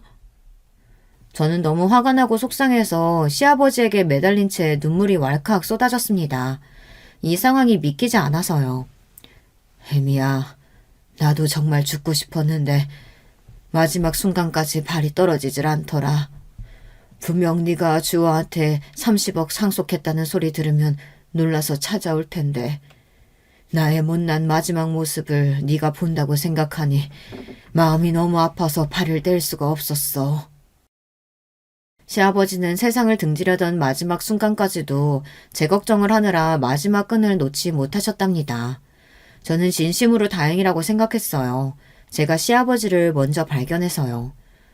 잘했어요, 아버님. 정말 잘했어요. 제 생각해서라도 절대 나쁜 생각하시면 안 돼요. 저는 펑펑 눈물을 쏟으며 시아버지를 와라 껴안았습니다. 그날 이후 저에게는 많은 일이 있었어요. 정말로 30억이 통장으로 들어왔습니다. 시아버지의 돈이 저에게 들어왔으니 전남편과 시동생, 시누이들은 난리가 났습니다. 평소 시아버지에겐 관심도 없던 인간들이 그 사실을 알자마자 시아버지를 찾아왔더라고요. 아버지 미쳤어? 드디어 노망이라도 난 거야? 이혼해서 남남인데 그 여자가 뭐라고 그 여자한테 30억을 줘? 시누이는 들어오자마자 자기 아버지 얼굴도 제대로 보지 않고 소리부터 질러댔어요. 어머, 오랜만이네. 다들 잘 지냈어요? 저는 주방에서 나와 반갑게 인사했습니다. 제 등장에 전남편과 시누이, 시동생은 놀라 금방이라도 눈동자가 굴러떨어질 것 같았어요. 당신이 왜 여기 있어? 지금 내 집에서 뭐 하는 거야? 뭐 하긴, 당신도 알잖아. 아버님이 내 음식 좋아하시는 거. 나 오늘부로 아버님께 고용돼서 앞으로 이 집에서 일하기로 했어. 뭐야? 이 예편네가 도대체 무슨 꿍꿍이야? 남편은 금방이라도 제게 달려들 것처럼 눈을 부라렸습니다. 무슨 꿍꿍이는 당신 나 간호조무사 자격증에 요양보호사 자격증까지 있는 거 잊었어? 앞으로는 내가 아버님 모시니까 그런 줄 알아. 아버지 이게 다 무슨 소리예요? 뭐라고 말 좀 해보세요. 정말 저 여자 이 집에 들어온 거예요? 이 여자라니 앞으로 정 실장이라고 불러라. 지금 이 순간부터 정 실장이 내 담당 비서니까 깍듯하게 모셔. 안 그러면 내 남은 재산 다 정 실장이랑 내 손주한테 주고 죽을 거니까. 시아버지의 선전포고에 전남편과 시누이, 시동생은 어안이 벙벙한 표정으로 어쩔 줄 몰라 했어요. 화가 나서 얼굴이 붉어지더니만 재산 이야기를 듣자마자 입술을 꽉 깨물더군요. 역시 속물들은 달랐어요. 다들 시아버지가 물려주신 30억 때문에 제가 이 집에 들어왔다고 생각들을 하겠지만 절대 돈 때문에 제가 시아버지 곁에 있겠다 마음먹은 건 아니에요. 바로 얼마 전 세상을 등지려던 시아버지를 제가 말렸을 때 시아버지께서 제게 하신 이야기가 있었어요. 내가 이 나이까지 일만 하면서 악착같이 살았는데 글쎄 내가 우울증이란다. 제가 남편과 이혼하고 아들과 이 집을 나가고 나자 시아버지도 혼자가 되셨대요. 남편은 시아버지가 자신을 유치장에 넣었다는 걸 빌미로 화를 내며 시아버지께 술집을 차려달라고 난리를 쳤대요. 시아버지는 당연히 거절했고 그 핑계로 남편은 집을 나가더니 웬 술집 여자랑 살림을 차렸답니다. 그 여자랑도 얼마 살지 못하고 헤어졌지만 그때 이후로 회사 일에는 일절 신경도 안 쓰고 여전히 개처럼 산대요. 시동생과 시누이도 결혼해서 분가했답니다. 그 이후 20년 동안 시아버지는 이 큰 집에 내내 혼자 사신 거예요. 자식들은 한 번도 들여다보지 않고요. 시아버지는 집에 들어올 때마다 마음이 헛헛하고 힘들었지만 애써 꾹 참았대요. 힘들고 외로운 마음을 극복하기 위해 언제나처럼 일만 하시면서 바쁘게 사셨는데 어느 날 공황장애가 왔답니다. 혼자는 엘리베이터도 못 타고 비행기도 못 탈 정도로 힘들었었대요. 그래서 약을 한두 가지 먹었는데 언제부터는 잠도 못 자고 매일 혼자 뜬 눈으로 밤을 지새우셨답니다. 그러다가 우울증까지 걸리신 거예요. 자식 중 누구도 시아버지의 병을 모른답니다. 사실 저도 남편과 이혼하고 유일하게 마음이 쓰였던 게 바로 시아버지예요. 부모 없이 자란 저를 친자식처럼 보듬어 주시고 남편과 이혼 후에도 저를 아껴주셨으니까요. 시아버지와는 며느리와 시아버지 간의 관계를 떠나 인간 대 인간으로서의 정과 의리가 남아 있었습니다. 생판 남을 위해 보호사로 일하느니 시아버지가 돌아가실 때까지 곁에서 제가 힘이 되어드리고 도와드리는 게 저에게는 더 뜻깊은 일이 될 것 같았어요. 시아버지께서 저에게 해주신 것처럼요. 그래서 저는 아들이 제대할 때까지는 우선 이 집에 왔다 갔다 드나들면서 시아버지를 돌보기로 했습니다. 보호사이자 비서로서요. 전 시아버지와 함께 지낸 지 이제 1년이 좀 넘었습니다. 시아버지는 아직도 저에게 언제든 떠나고 싶으면 떠나도 된다고 하세요. 하지만 저는 아닙니다. 지금까지 주변 사람들의 시선이나 말 한마디에 항상 휘둘리며 살았지만 지금부터는 그러지 않을 거예요. 지금까지 저의 이야기를 들어주셔서 감사합니다. 매일 자식들 등살에 치이고 남편의 구박에도 오늘도 가정을 위해 참고 버티시는 유부님들, 우리 서로 힘내라고 위로하는 댓글 한마디씩 달아주시면 서로에게 큰 힘이 될 것 같습니다. 하루라도 자신을 위해 자신이 원하는 대로 살아보시길 바라겠습니다. 안녕하세요. 저는 서울에 살고 있는 30대 여자입니다. 결혼한 이래 이렇게 큰일이 집안에 터지니 마음 추스르기 참 힘드네요. 집 문제에 너무 얽매여 있다 보니 징글징글하고 우리 집과 전혀 상관이 없는 제3자의 의견을 듣고 싶어 사연을 보내봐요. 개인적으로 저는 아주 잘한 대처라고 생각하지만 한편으론 세상 사람들은 그래도 저를 욕할 수도 있을까 싶어서 말이에요. 이 이야기의 모든 근원은 제가 아주 어렸을 때로부터 시작하게 됐어요. 저는 꽤 유복한 집의 외동딸로 태어나서 엄마 아빠와 친척 어른들의 사랑을 많이 받고 자랐습니다. 사실 솔직히 말해보자면 이럴 만한 배경이 우리 집에 있긴 했어요. 우리 아빠는 사남매 중 차남이셨는데 장남인 큰아빠네 집에 아주 큰 사고가 있었거든요. 큰아빠네에는 저와 나이 차이가 좀 있는 친척 언니와 오빠가 있었어요. 친척 오빠는 저보다 2살 위고 그때 태어난 일가 친척 중 유일하게 남자아이라서 엄청나게 사랑을 받았어요. 워낙에 종민 오빠 자체가 착하기도 하고 누가 봐도 깎아놓은 밤처럼 맨들맨들하게 이쁘게 생겼었거든요. 그런데 그런 오빠에게, 그러니까 오빠가 초등학교 4학년이었을 무렵 그 일대가 다 뒤집어지는 사건이 일어났습니다. 저도 그 당시 TV로 봤던 것으론 익숙했지만 우리 가정 안에 이런 일이 일어날 거라고는 상상도 못했습니다. 당시 번번이 일어나던 범죄 중 하나였던 초딩생 납치가 그때 일어나고 만 거예요. 그때 어른들이 통화하시던 내용으로 상황을 알게 됐습니다. 별일 없이 평범하게 흘러가던 어느 날 우리 엄마는 전화 한 통을 받자마자 이성을 잃고 넋이 나가 계셨거든요. 형님 그게 정말이에요? 종민이가 납치요? 세상에. 그러면서 엄마는 스르륵 소파에 미끄러지듯 걸터앉았고 당시 초등학생이었던 저는 귀가 밝은 통에 이 얘기를 듣고 얼른 뛰어나왔어요. 엄마, 그게 무슨 말이야? 종민 오빠가 왜? 오빠가... 아니야. 엄마 잠깐 전화 좀 걸어야겠다. 그렇게 엄마는 바쁘게 아빠 회사로 전화를 걸어댔고 그날 그 정신없고 험악했던 집안의 분위기는 아직도 조금 기억이 나요. 큰 집에 있는 식구들은 물론이고 우리 엄마 아빠도 전화만 붙잡고 입술을 깨물고 손톱을 물어뜯고 제정신 아니셨거든요. 그때 아빠도 엄청 기겁을 하셔서는 손을 달달 떨어대셨던 게 생각이 나고요. 저 역시 불안한 마음을 갖고 잠을 내내 자기 힘들었어요. 두 분 다 꼬박 거실에서 밤을 지새우다시피 했고 저는 다음날 학교를 가야 하니 억지로 눕긴 했지만 눈에 눈물이 그렁그렁 맺히더라고요. 하지만 하늘도 무심하시지. 종민 오빠는 결국 우리 가족들 곁으로 돌아올 수 없었어요. 오빠는 그저 그렇게 그 어린 나이에, 지금 생각해보면 고작 11살밖에 안 된 그 어린아이가 부모 품에 돌아오지 못하고 하늘나라로 떠났습니다. 이 부분은 작고 크게 신문과 TV에서 다루게 됐고 어린 남자아이가 괴한들에 이끌려 참변을 당한 소식은 그 동네 주변을 매우 차갑도록 얼어붙게 만들었어요. 당시 어렸던 제게 어떤 어른들도 자세히 말해주는 이가 없어서 정확한 정황은 몰랐지만 나중에 알고 보니 유복했던 큰아빠네 집 재산을 둘러싼 원한 같은 게 있었나 봐요. 이후로 정말 안타깝게도 한 2, 3년쯤 지나서 큰아빠네 부부는 이혼을 하게 됐습니다. 제정신이 아닌 큰엄마를 시어머니인 우리 친할머니가 미친 듯이 몰아붙였던 모양이에요. 결국 큰엄마는 하나 남은 자식인 딸을 데리고 본가로 돌아가 버렸어요. 그러니 사실상 이 집안에서 장녀는 제가 돼버린 거예요. 이런저런 분위기 속에 엄마 아빠는 저를 더욱 애지중지하면서 키우셨고 좀 번거로울 정도로 엄마는 저와 붙어 다니려고 하셨답니다. 그나마 엄마의 절친인 명주 이모가 우리 집 근처로 이사 오면서 그게 좀 덜해지긴 했던 것 같아요. 큰 사고를 겪고 나면 사람들은 누군가 어딘가 말을 하고 싶고 그러면서 해소를 하고 싶어지잖아요. 엄마는 그런 부분에서 명주 이모를 아주 많이 의지했었어요. 이모는 우리 엄마랑 중고등학교 동창이기도 했고 결혼하고 저를 낳고 얼마간만 잠깐 못 봤었거든요. 원래 이모는 이 근처로 올 일이 없었는데 참 드물게 끔찍한 일을 겪고 도망치듯 온 거였어요. 당시 전화를 받고 놀랬던 엄마가 얼른 오라고 부르기도 했고요. 명주야, 어떡하면 좋아. 그래서 너네 엄마는 괜찮으셔? 정말 요즘 왜 이렇게 세상이 흉흉하냐. 너 너무 힘들겠다 진짜. 얼른 진주 데리고 이쪽으로 이사 와. 어?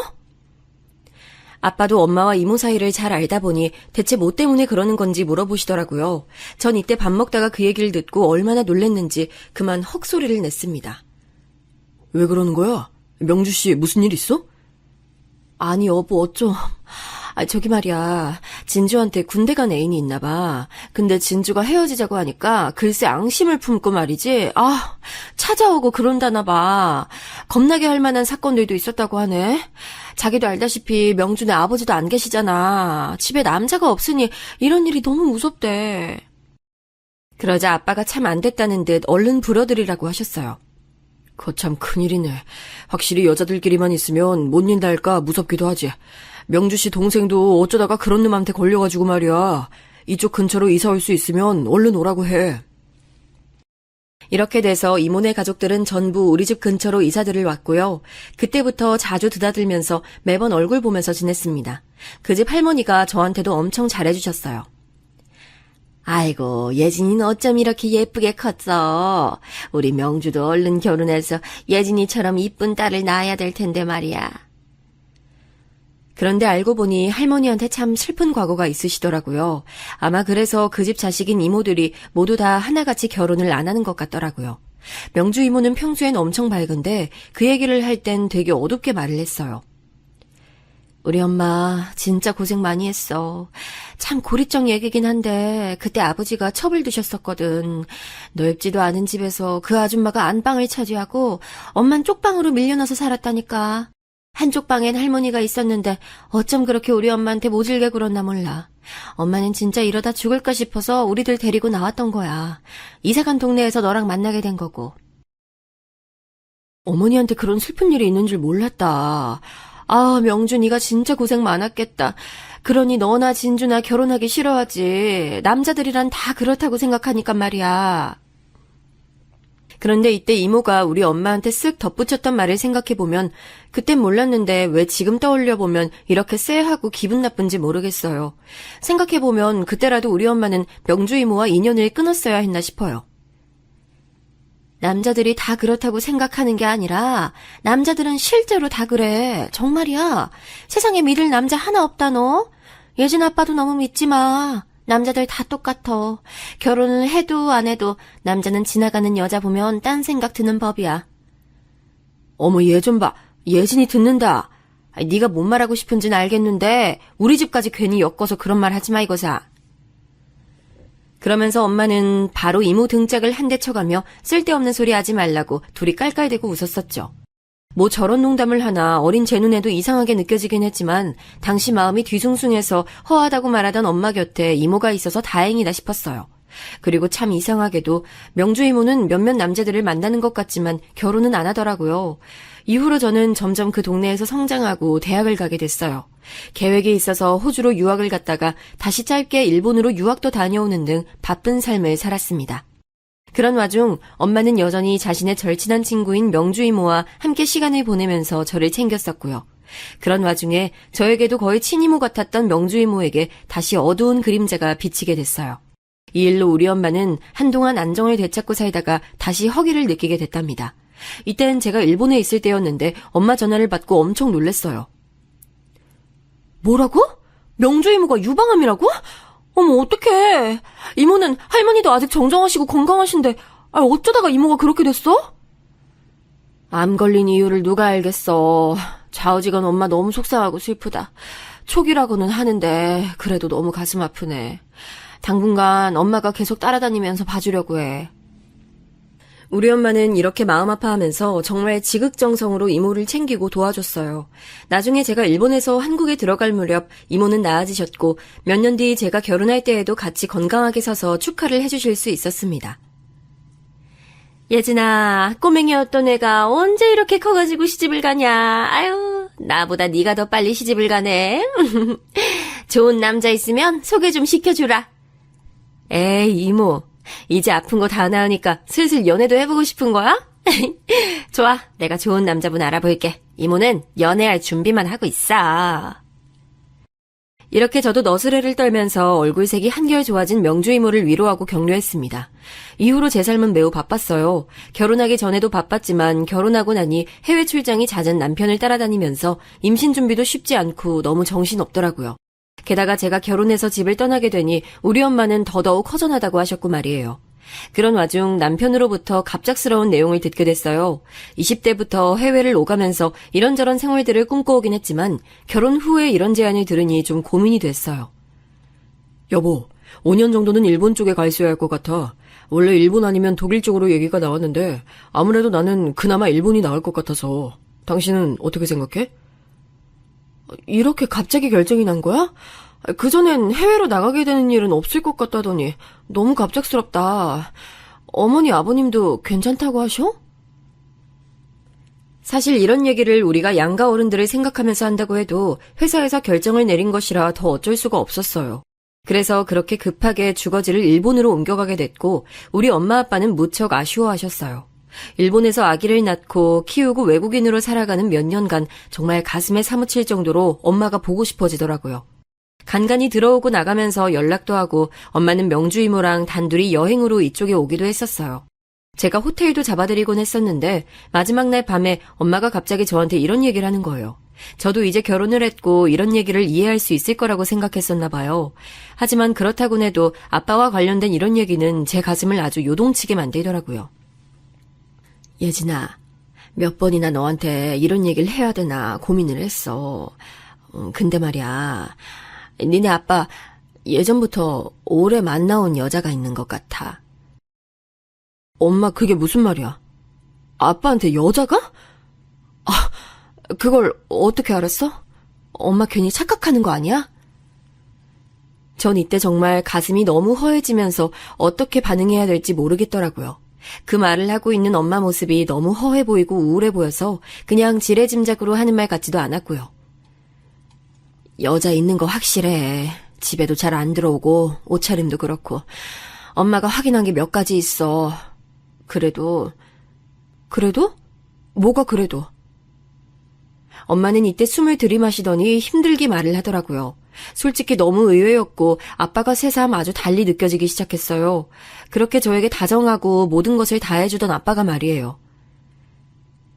아빠가 집에서는 잘하고 엄마한테도 워낙 잘해주잖아. 그냥 그것만 보고 살려고 해. 이 나이에 엄마가 아빠랑 이혼해서 뭘 하겠어.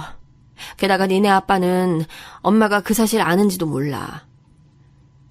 이때 전체적인 내용들을 듣고 얼마나 어질어질하던지 남편에게 이런 얘기를 상담이랍시고 할 수도 없고 정말 미치겠더라고요.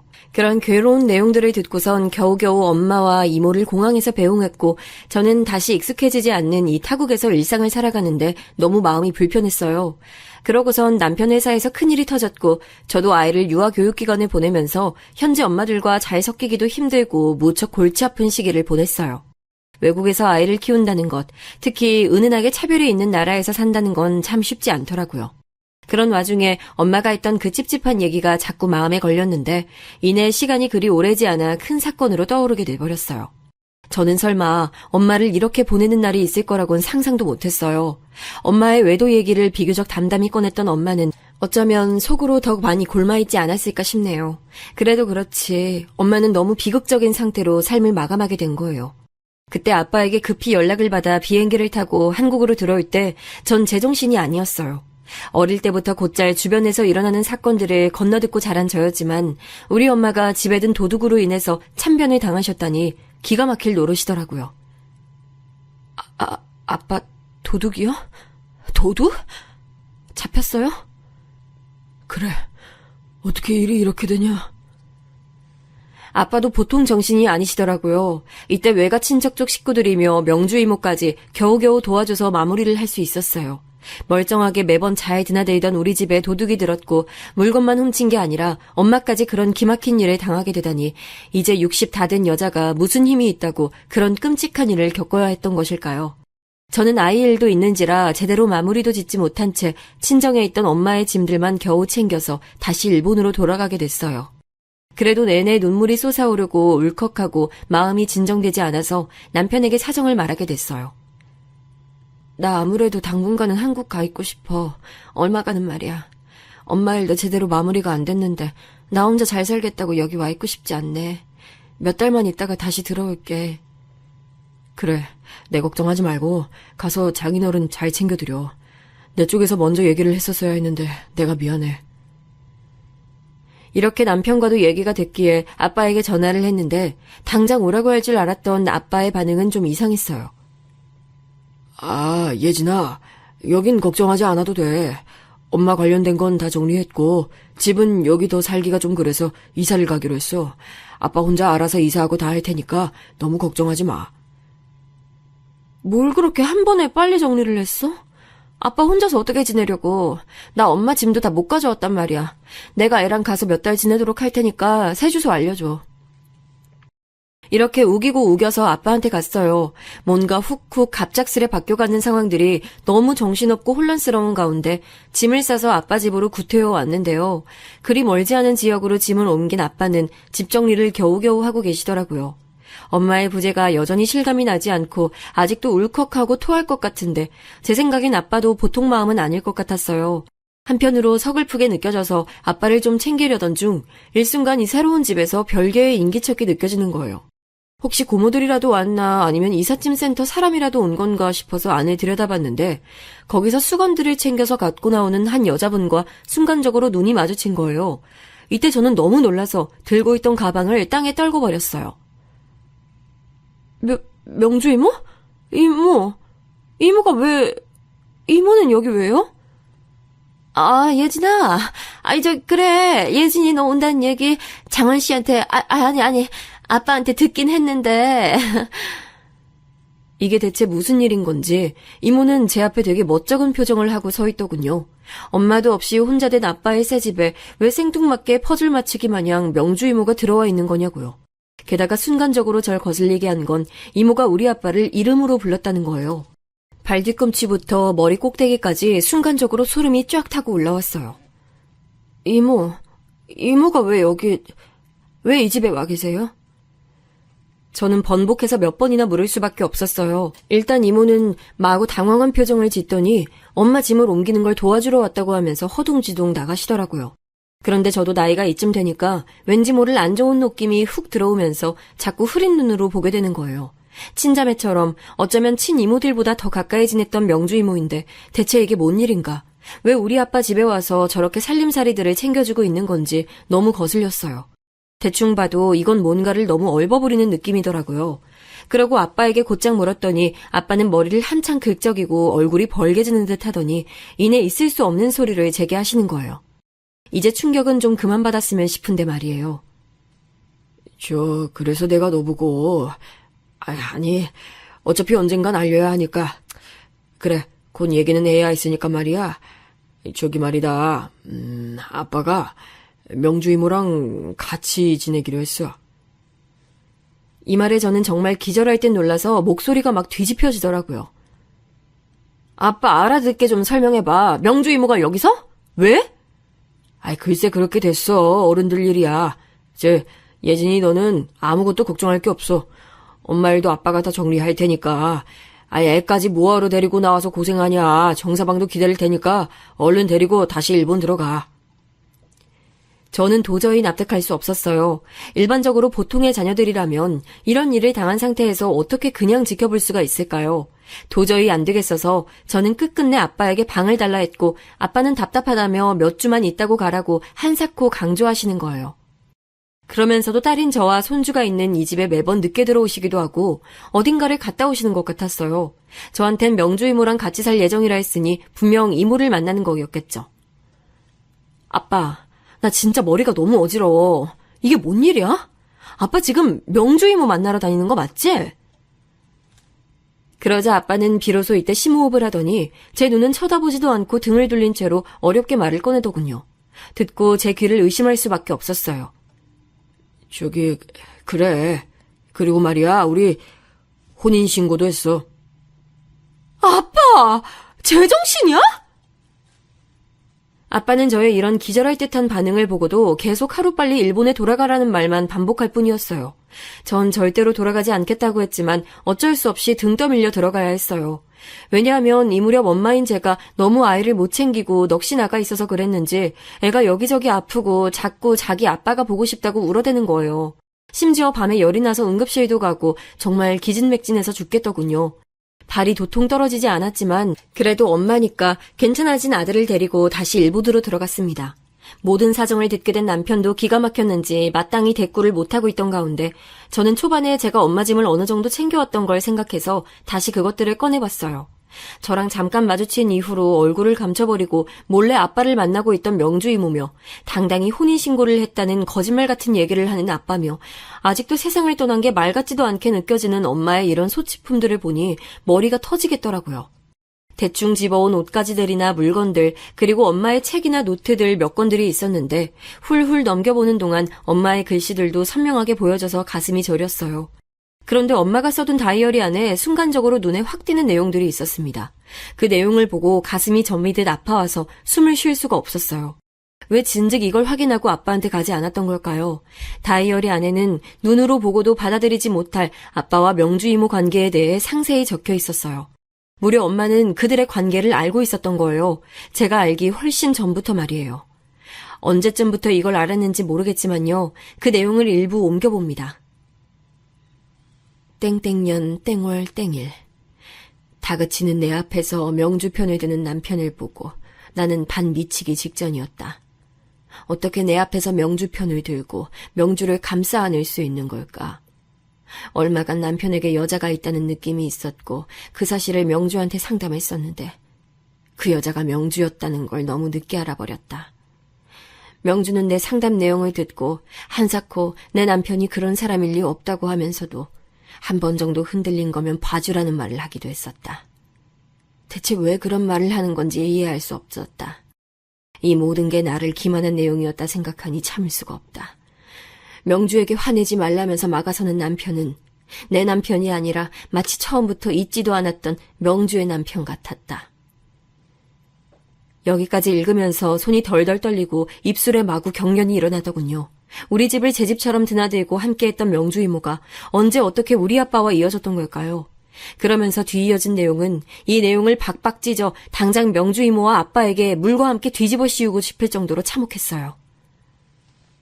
이 둘은 나를 비웃고 있다. 내가 그 둘 사이를 참아낼 것이란 확신이 있어 보인다. 명주도 사람같이 느껴지진 않지만 남편은 뭐란 말인가. 남편은 명주가 내 가장 친한 자매 같은 친구라는 걸 알면서 명주는 내가 남편을 얼마나 사랑했고 많은 추억이 있는 줄 알면서 그 둘은 나를 뒤로하고 연애를 하고 있었다. 둘이 언제부터 그리 되었냐는 건 차마 무서워서 물어볼 수가 없다. 그 시기에 내가 얼마나 멍청하게 그 둘을 믿고 있었는지 확인하기 두려웠다. 나는 일평생 어떤 인생을 살아왔던 걸까? 살아있지도 않은 만도 못한 인생을 살았다. 너무 힘들어서 이제 그만 쉬고 싶다. 딸 예진이를 떠올리며 살 소망을 가져보고 싶지만 그저 모든 게 허무할 뿐이다. 엄마가 이렇게 띄엄띄엄 쓴 일기는 글씨조차도 너무 괴로워 보였던 이 일기는 엄마가 돌아가시기 전 불과 2, 3일 전에 마무리된 내용이었어요. 그런 엄마가 갑작스럽게 집에 침입한 도둑으로부터 참변을 당했다니 생각해보면 아빠는 저에게 그 사건이 어떻게 경찰과 마무리가 되었으며 어떤 식으로 상황이 진행된 건지도 말해주지 않았어요. 한 가지 확실한 건 엄마가 집에서 생을 달리했다는 것이에요. 그렇다면 저는 한쪽으로밖에 생각이 기울어질 수밖에 없었고 이 부분에 대해서 아빠에게 따져 물었어요. 그러자 아빠는 더 이상 죄짓기는 싫었던 건지 그제서야 엄마의 진짜 사인에 대해서 알려주더군요. 아빠, 어떻게 인간이 그래? 내가 아는 아빠가 맞아? 아빠 미쳤어? 아빠 벌 받을 거야. 벌 받으라고. 아휴, 너랑도 무슨 얘기를 하겠냐. 그만하고 나중에 전화하자. 끊어. 아빠는 외려 제가 아빠를 피곤하게 군다는 식으로 얼른 전화를 끊어버렸고 그날 제가 밤새도록 수십 통이 넘도록 전화를 걸어댔지만 받지 않았어요. 그날 밤 저는 남편을 붙잡고 숨도 못 쉬도록 통곡을 했고 결국 빠른 비행기표를 구해서 바쁜 남편에게 아이를 맡겨두고 다시 한국으로 향했어요. 사실 학교를 가는 나이대가 아니어서 그런 행보가 가능했던 것 같아요. 이 부분에선 어쩌면 감사하게도 엄마에 대한 복수를 할 수 있도록 시기가 겨우 맞아떨어졌던 것 같고요. 저는 곧장 아빠의 집으로 향했고 역시나 그 집에는 이제 아예 당당하게 집에 들어선 명주 이모가 있더군요. 보자마자 저는 눈을 부라리며 이모에게 이 집을 나가라고 소리질렀어요. 오랜 추억을 함께 쌓아오고 나름의 정도 들었던 명주 이모는 어쩌다가 이런 꼴로 해괴망측하고 역겹게 우리 가족 틈으로 들어오게 된 걸까요? 오는 비행기 안에서도 여전히 실감이 안 나고 너무 괴물 같은 현실이라 저는 물 한 모금도 삼키지 못했어요. 그런 제게 명주 이모는 이전에 놀라서 도망치던 모습과는 달리 아주 뻔뻔한 태도를 보이는 거예요. 말이 심하구나 예진아. 나보고 나가라니. 난 네가 나가라고 나가야 되는 사람이 아니야.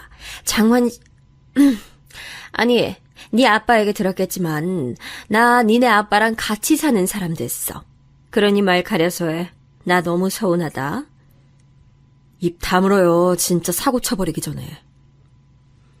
저는 이를 갈면서 으르렁대며 이모를 노려봤고 아빠는 왜 또 기어들어와서 이러냐며 제게 짜증내더군요. 예진이 너 저기 명주 씨한테 그러지 마. 아빠가 다 설명했잖아. 뭘 더 설명해야 해? 설명? 뭘 설명했어? 아빠 진짜 미쳤어? 미친 거냐고! 여기서 방방 뛰어드는 제게 아빠는 외려 더 큰 소리로 으름장을 놓는 거예요. 심지어 그 옆에 명주 이모는 거들기 시작하는 겁니다. 이러니 저러니 해도 아빠 신세지면서 살면서 너 그렇게 막말하는 거 아니야. 어른들 일에 끼는 거 아니다. 너 지금 일본 가서 살고 있는 생활비 누가 보내주고 있는지 잊었어? 그럼 적당히 나대고 그만 돌아가. 아, 엄마 일은 이후로 잘 정리했잖아. 왜 들뜬 망아지처럼 가정도 있는 애가 자꾸 들락날락거려?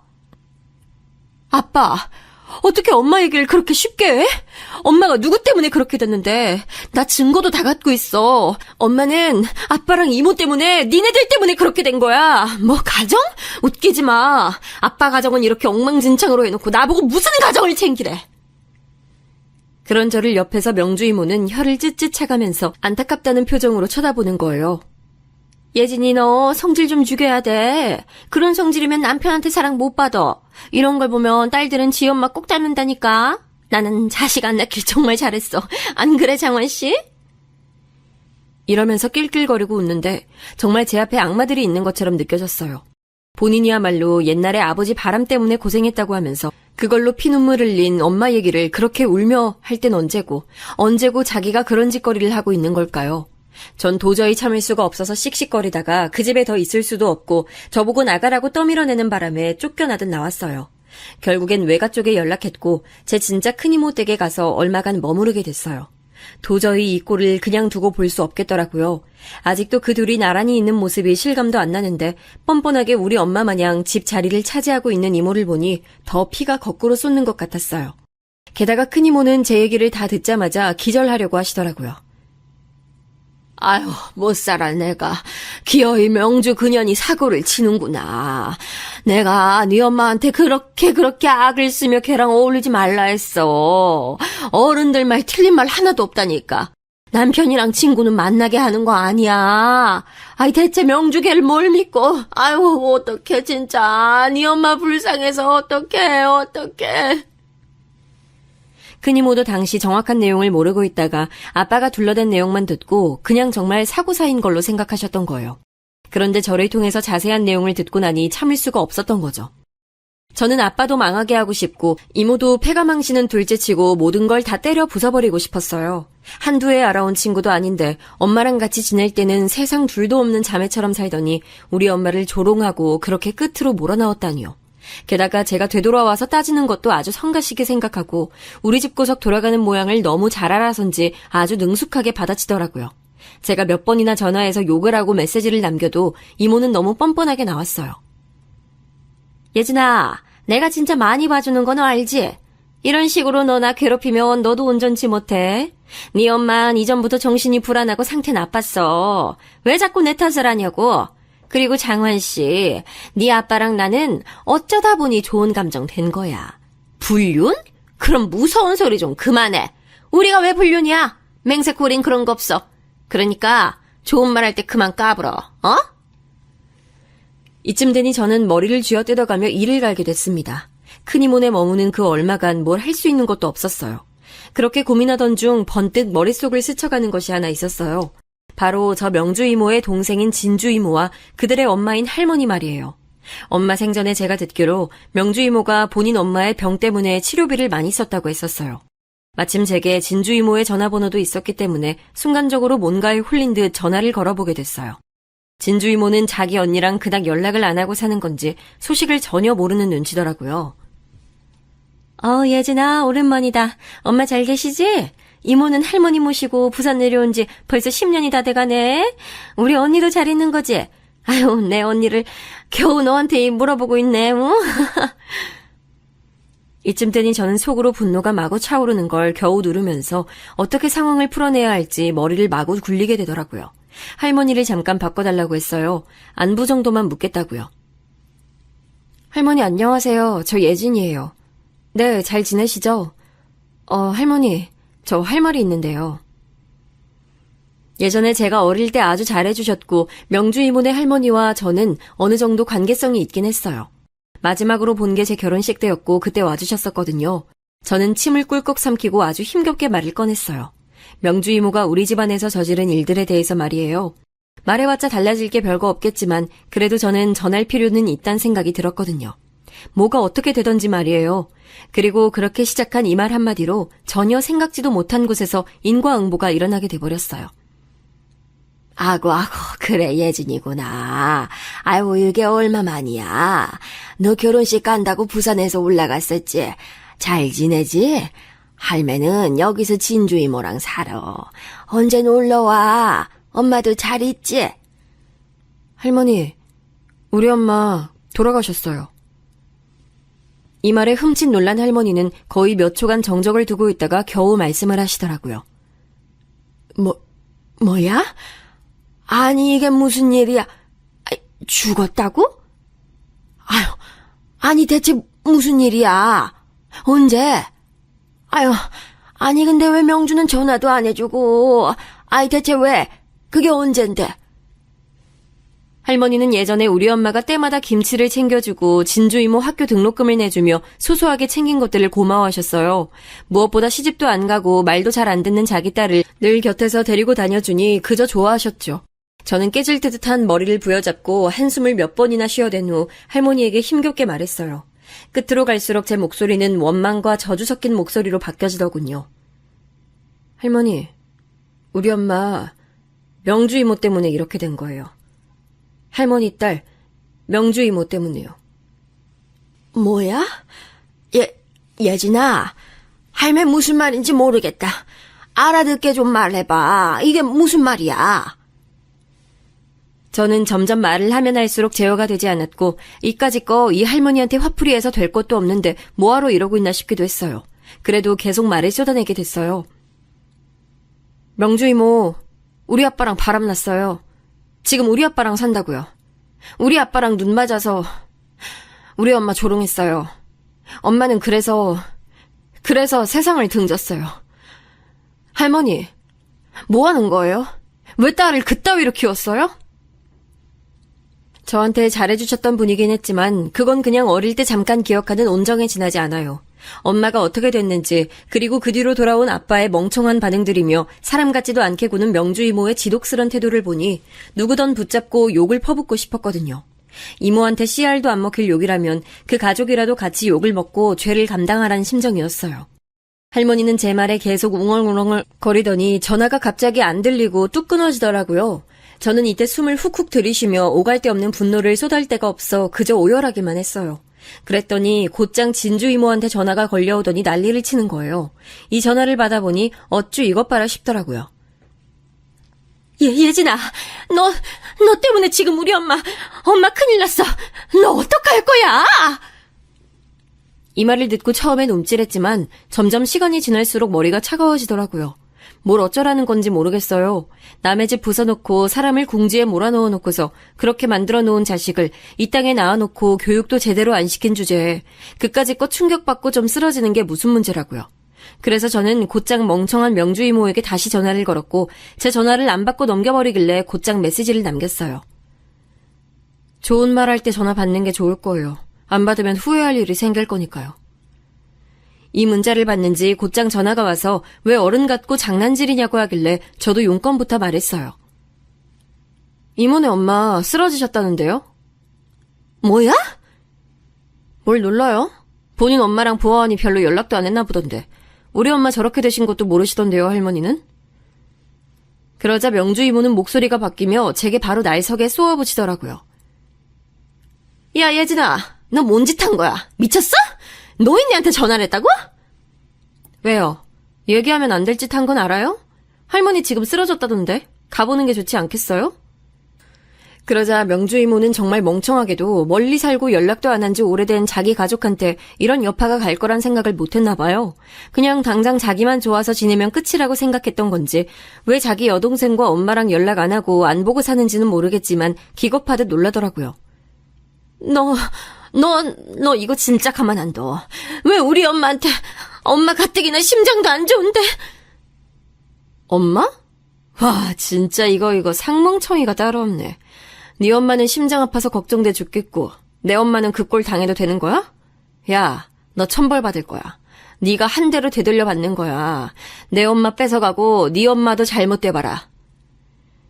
전 이성을 다 잃고 빽빽거리며 소리질렀고 큰이모가 대체 무슨 일이냐며 왜 너까지 그러냐며 저를 붙들었어요.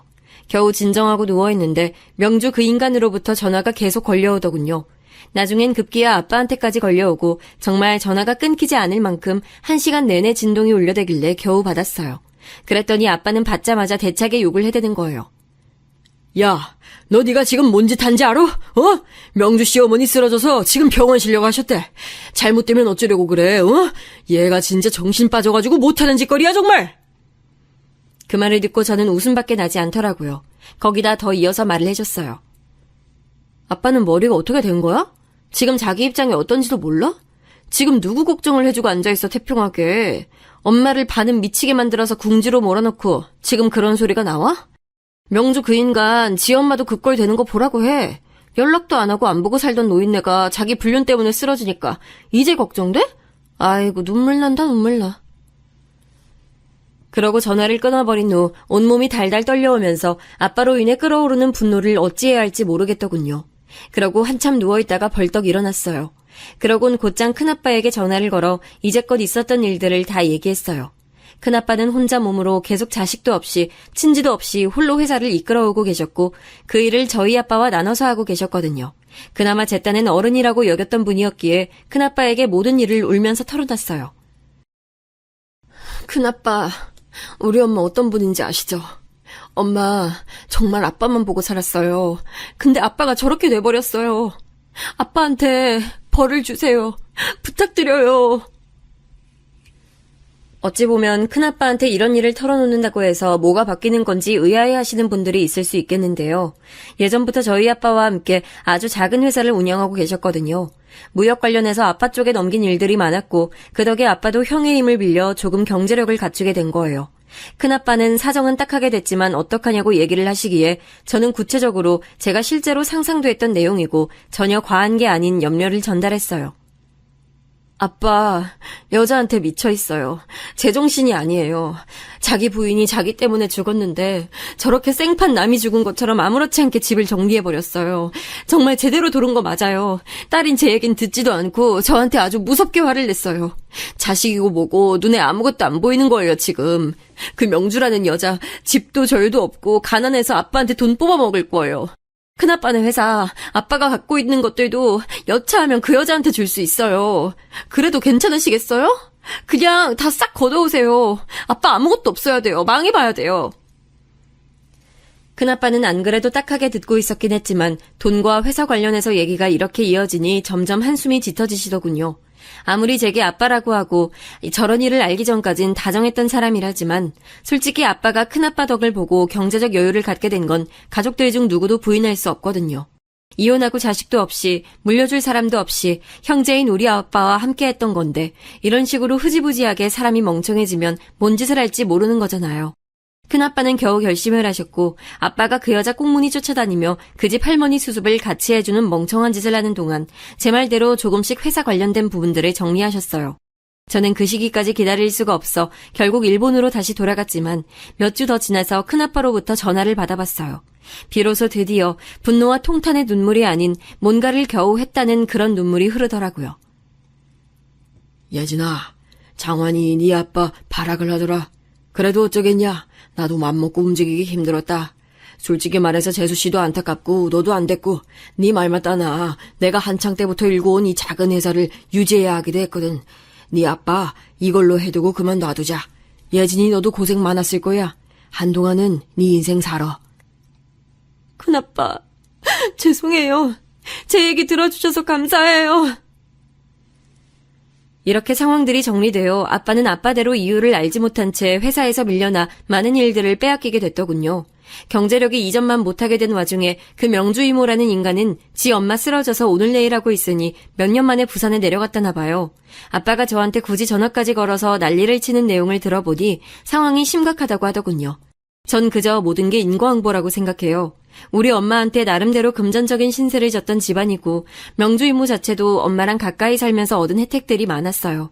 엄마 덕에 해외여행도 가고 좋은 데도 많이 다니고 챙겨준 것들도 많고 위급할 때 돈도 빌려주고 챙겨준 게 많았는데 이런 식으로 발등을 찍었죠. 아니 찍다 못해 찢었다는 표현이 맞을 거예요. 그런 인간들에게는 자비란 없어요. 사람 고쳐 쓰는 거 아니고 아니다 싶으면 뽑아서 싹 다 버려야 한다고 이번 일로 처절하게 느꼈어요. 아빠는 아직도 정신 못 차리고 그 이모한테 미쳐서는 저한테 추태스러운 소리를 하시더군요. 명주시네 어르신 잘못되면 돌아가시면 다 네 잘못이야. 어쩌려고 그래? 그 죄를 어쩌려고 그러냐? 웃기고 있네. 그럼 잘못되라 해. 잘못돼도 그 죄는 못 지워. 죽어서도 그 죄는 못 지운다고 전해줘. 너무 한심한 게 남 걱정하며 저런 소리나 짓거리고 있을 때가 아닐 텐데 말이에요. 다행인지 불행인지 아빠는 제가 큰아빠한테 부탁한 내용을 모르고 있더군요. 아마 큰아빠가 말씀하시지 않고 임의대로 정리하신 게 분명해 보였어요. 제가 복수한다고 버린 건 기껏해야 명주 이모 할머니 쓰러지시게 만든 정도인 줄 알고 있는 것 같아서 그냥 그걸로 넘기고 살려고 해요. 저한테 아빠란 존재는 없으며 그냥 차라리 큰아빠나 외가 쪽 큰이모를 제 부모님들처럼 여기고 살아가는 게 맞는 것 같아요. 두 분 다 제가 졸지에 엄마를 잃고 말년에 저런 추태를 벌인 아빠가 있는 상황을 안타까워하시거든요. 명주 이모라는 인간이 끝까지 고통받으며 남의 소중한 엄마이자 자기에게 더없이 다정했던 친구를 저버린 죄를 받았으면 좋겠어요. 아빠요. 아빠는 더 말할 것도 없어요. 돈도 이전 같지 못하게 없는 데다가 자기 엄마를 적골로 만든 남자를 명주 이모 같은 못돼 먹은 여자가 더 붙들고 있을 이유가 있겠나요? 둘 다 저런 식으로 죄라는 돌덩어리를 안고 알아서 굴러떨어질 게 뻔하고 저는 그 꼴을 시간을 길게 두고 오래도록 봐줄 예정이에요. 제 인생 살기도 벅차지만 그 꼴은 꼭 눈으로 확인하며 살 겁니다. 불쌍한 우리 엄마, 뭐래도 엄마와 내가 겪게 된 이 가당찮은 이별은 되돌릴 수 없지만 말이에요. 여기까지 꽤 괴로운 얘기였지만 들어주셔서 감사합니다. 모두들 건강하세요.